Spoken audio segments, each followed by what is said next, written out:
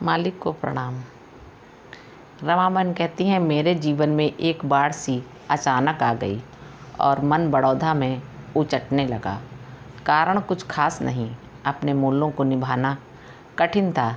सभी तो अपना अपना जीवन जीना चाहते हैं। मैं क्या चाहती हूँ ये सोच नहीं थी, क्योंकि बच्चों में और मेरे में एक संस्कृति, आध्यात्मिक सोच, आत्म सम्मान का अंतर था। चाहे अभ्यासी बच्चे हों, चाहे अभ्यासी ना हों, जीवन जीने का मेरा एक अंदाज रहा है। मैंने किसी का जीवन में दिल नहीं दुखाया है। मैं जीवन में देखती आज के बच्चे क्या बोलते हैं और क्या बोलना चाहिए का अंतर नहीं जानते। अपना अपना गृहस्थ, अपना अपना राग, वह प्रेम, वह दिव्य प्यार जो मेरे अंदर से उमड़ कर बैठ जाता। सोचा गुरुदेव क्या चाहते हैं नहीं जानती, पर मुझे उनकी याद ने तड़पा दिया। सोचती क्या करूं, पर मैं कर भी कह सकती हूँ। सबके अपने संस्कार हैं, भोग हैं। फिर सोचती माँ की परवरिश ने उन्हें कौन से संस्कार दिए हैं। क्या जीवन में मैं कुछ नहीं दे पाई। इस हीन भावना ने मुझे मछली की तरह तड़पा दिया और मैं रोती रही। बच्चे प्यार बहुत करते थे, ध्यान भी बहुत रखते थे, आंतरिक सम्मान भी देते, परंतु वे अपने जीवन के लिए तो स्वतंत्र थे। गुरुदेव की याद और सहज स्वभाव ने समय पर संशय, सहनशीलता, प्रेम को बनाए रखना सिखाया।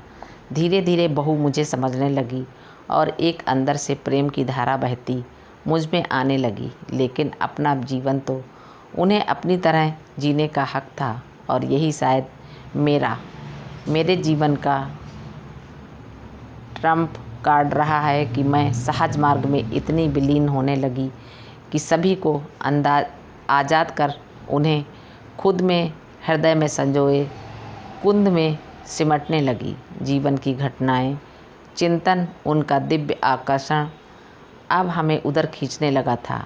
उन्हीं में सहज मार्ग के सत्य को विलीन कर प्राप्त किया जा सकता है। मैंने भी तो यही करने की कोशिश की और कोशिश रंग लाई। ये एक खींचातानी का खेल है। दिव्यता का प्रकाश हमें उधर खींचता है, भौतिक निम्न वृत्तियाँ हमें इधर खींचते हैं। घबराइए नहीं, चलते जाइए। प्रेम में डूबे अर्जुन की तरह सिर्फ एक लक्ष्य, मछली की आँख की ओर केंद्रित रखें। यहाँ लक्ष्य वे हैं। मैं अस्वस्थ रह रही थी जो बच्चों के लिए चिंता का कारण था, पर मेरे लिए वरदान। उस दर्द में मैं उन्हें ढूंढती, अपने पास पाती और दिन पर दिन अवस्था बदलती रही। सारे शरीर पर एक अजीब धब्बे हो गए। किसी दवाई का प्रतिक्रिया था। डॉक्टर घबराया, मैं नहीं, क्योंकि यह दर्द, यह बीमारी मुझे उनके नज़दीक ले जा रही थी।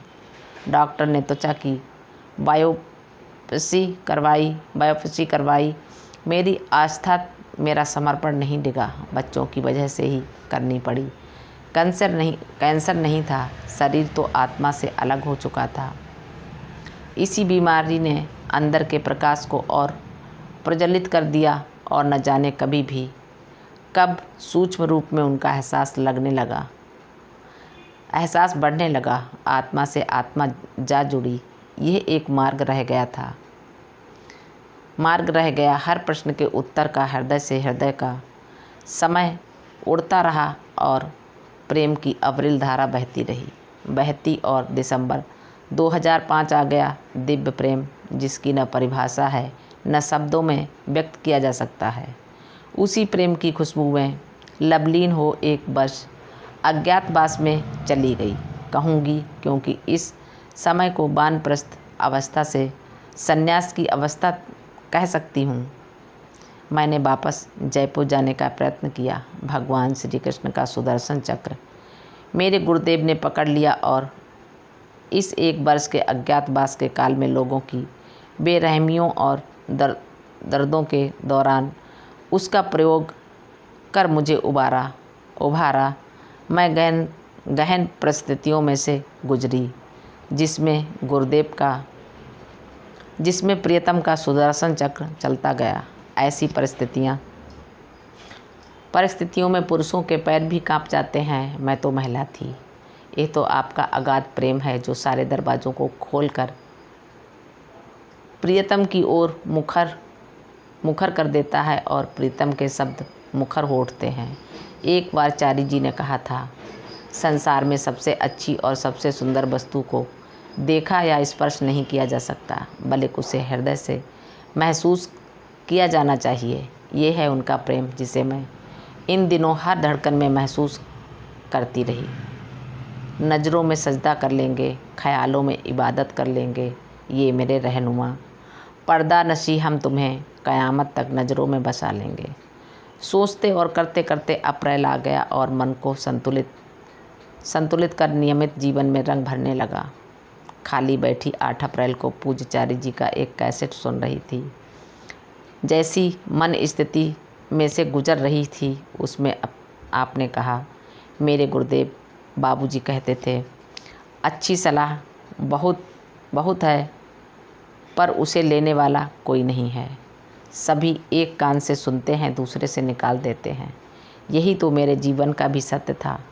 उसी कैसेट में आपने यह भी कहा, अच्छी बातों को त्यागना आसान है पर बुरी बातों को त्यागना बहुत मुश्किल है। कितना कटु सत्य है, आपकी कोई सुनता नहीं है।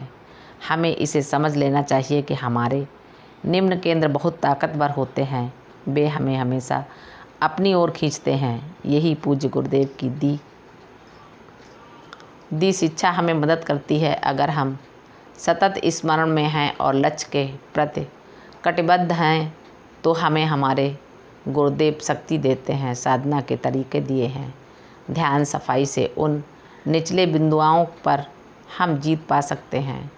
ये खूबसूरती सिर्फ सहज मार्ग में है ना, है इन निम्न वृत्तियों को जीतने की। सतत स्मरण एक अचूक दवा है। हमें कोशिश करनी है और हम उस पर दृढ़ संकल्प करना है। हमें बनना है उनके जैसा। पूरी कैसेट में ध्यान पर बताया था। मैंने पढ़ा भी था, जानती भी थी, परंतु कभी कभी कोई बात जानते हुए भी भूल जाते हैं। अगर गुरुदेव द्वारा बनाए कैसेट सीडी सुने तो ऐसे बदलाव आता है जैसे ब्रासों से रगड़ने पर पीतल रंग बदल लेता है। उन्हें पाने के लिए प्रेम और बलिदान जरूरी है। अपनी स्वार्थ पूर्ति के लिए किया बलिदान नहीं होता। जैसा अक्सर मैंने सुना है, अभ्यासी कहते रहते हैं, अरे पूजा के लिए क्या क्या नहीं छोड़ना पड़ता। अरे भाइयों, वह तो स्वयं कुछ पाने के लिए किया गया है, वह बलिदान नहीं है। हम मालिक से प्रेम करते हैं तो जब किसी कार्य में हम दूसरों के कल्याण के लिए अपनी ज़रूरतें, अपनी इच्छाएं, अपना आराम, अपना जीवन दूसरों के लिए समर्पित कर देते हैं, वही बलिदान है। यही बलिदान आध्यात्मिकता की एक अहम शर्त है। पूज्य गुरुदेव ने कहा है, प्रेम व बलिदान एक ही पहलू के 2 सिक्के हैं। ये 2 अलग अलग वस्तुएं नहीं हैं। ये हम साधारण मानवों की दृष्टि में भिन्न भिन्न वस्तुएं हैं। इसलिए बाबूजी ने कहा है कि प्रेम एवं बलिदान अध्यात्म के लिए ज़रूरी है। इसी कारण से जहाँ प्रेम नहीं होता वहाँ हम बलिदान भी नहीं करते। हम जानते हैं यदि कहीं बलिदान है तो उसके पीछे प्रेम का अस्तित्व भी होना चाहिए। मालिक कहते हैं, जब तक मैं अपनी आवश्यकता की किसी वस्तु को किसी अन्य वस्तु के लिए वह जो भी हो त्याग न करूं, तब तक उसे बलिदान नहीं कहा जा सकता। यदि मैं वैसा नहीं करता तो बलिदान की बात ही नहीं उठती। और मैं बलिदान क्यों करूं? क्योंकि मैं प्रेम करता हूं मालिक से और मालिक मिशन से। प्रेम की उच्चतम अभिव्यक्ति है बलिदान करने की क्षमता। गुरुदेव द्वारा रचित वृक्ष का फल पुस्तक में लिखा है। सबसे बड़ा उदाहरण पूज्य बाबूजी रहे। अब चारी जी हैं। पूज्य बाबूजी ने अपने लिए कुछ नहीं चाहा, हमारे उत्थान के लिए सभी सुख सुविधा त्यागी। हमारे लिए बाबूजी को उनके अपने जीवन का कोई महत्व नहीं था। वे हमारे लिए जिए। अगर भोजन किया हमारी सेवा के लिए, देर रात तक हमारे बीच बैठे रहते हमारे लिए। सारा जीवन साधारण सरल शालीन विनम्र रहकर बिता दिया। ये बातें हैं आपके लिए। मैंने स्वयं अपनी आँखों से महान विभूति को हमारे लिए जीते देखा है। ये सब तो मैंने स्वयं देखा है। आप क्या देख रहे हैं? अपने गुरुदेव चारी जी का बलिदान क्या आप देख पा रहे हैं? उनका अपने लिए कुछ नहीं है, हमारे लिए ही है। आप स्वयं देखें, कितने अस्वस्थ हैं पर घूम रहे हैं, कई बीमारियां हैं पर घूम रहे हैं, समझा रहे हैं। यही प्रेम है उनका हमारे लिए, हमारा उनके लिए। क्या आप समझ रहे हैं? मैंने ऐसा ही महसूस किया है। अधिकतर अभी हमारी समझ ऊपरी सतह पर ही सीमित है। गहराइयों में जाकर जानने का न समय है न उत्कंठा। जो नियमित करते हैं उतना ही काफ़ी है। कर तो लेते हैं। नहीं, जागिए। गुरुदेव बार बार पुकार रहे हैं। जो प्रेम की बांसुरी बज रही है उसकी झंकार को हृदय के तारों में झंकरित होने दीजिए। असली प्रेम की अभिव्यक्ति बलिदान में है, जो वे हमारे लिए कर रहे हैं। मैं तो देख देख कर आश्चर्यचकित रह जाती हूँ। समझो प्यारे अभ्यासियों और अपनी आँखों व दिल से चारी जी ने जो बलिदान हमारे लिए किए हैं, समझिए। इतनी शारीरिक परेशानियों के बावजूद वह हमारे लिए आते हैं, हर स्थान पर जाते हैं, समझाते हैं, आशीर्वाद देते हैं। अभी भी अगर न समझ आए तो क्या कह सकती हूँ। दर्द दिल में जो है कह दिया। कबीर जी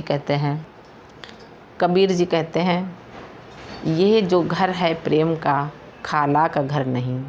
शीश उतारे गुर मिले तो भी सस्ता जान। मैं जिस पुराने घर में रहती थी उसे बेचने का मन बना लिया। गुरुदेव ने पूछा, आज्ञा मिली? बहुत कार्य था परंतु आसान हो गया और आसानी से नया घर मुझे अपनी बेटी मधुरमा के पास ही मिल गया, जो मैं चाहती थी। यही इतना बड़ा कार्य उन्हीं की दिव्य दृष्टि से संभव और आसान हुआ। इन सब कामों ने मुझे बहुत बुजुर्ग बना दिया। अब गृहस्थ सन्यासिनी के रूप में जीवन व्यतीत करने का मन करने लगा। इस समय मुझे जीवन जीने की कला उनकी मदद से, कृपा से समझ में आ गई थी। मेरे अस्तित्व से दिव्य प्रेम की खुशबू आने लगी। ये हृदय ही तो प्रेम स्थान है जहाँ वे रहते हैं। कबीर जी ने इसे बताया है। जब मैं था तब तू नहीं, अब तू है मैं ना है। प्रेम गली अतिशा करी, जामे दो न समाए। ये दिव्य प्रेम का रास्ता है जो मैंने अपने जीवन में चुना और जीने की कोशिश की। गुरुदेव और मेरे बीच ईश्वर को नहीं आने दिया। गुरुदेव में उन्हें समाहित कर प्रेम की दीवानी हो जीने की कोशिश की। बिना शोर, बिना कुछ कहे, एक चुप्पी में स्वामी विवेकानंद जी ने भी कहा है, अपने गुरु को ही साक्षात ब्रह्म मानो। इसे ही लक्ष्य बनाया। कितना कर पाई नहीं जानती, पर सत्य के नज़दीक पहुंच ही गई। प्रेम का पागलपन भी एक दिव्य नशा है। जब इसमें डूब जाते हैं तो बस सारा संसार प्रेम में लगने लगता है। और गुरुदेव चहूँ और मालिक को प्रणाम। सभी अभ्यासी भाई बहनों को नमस्कार, धन्यवाद।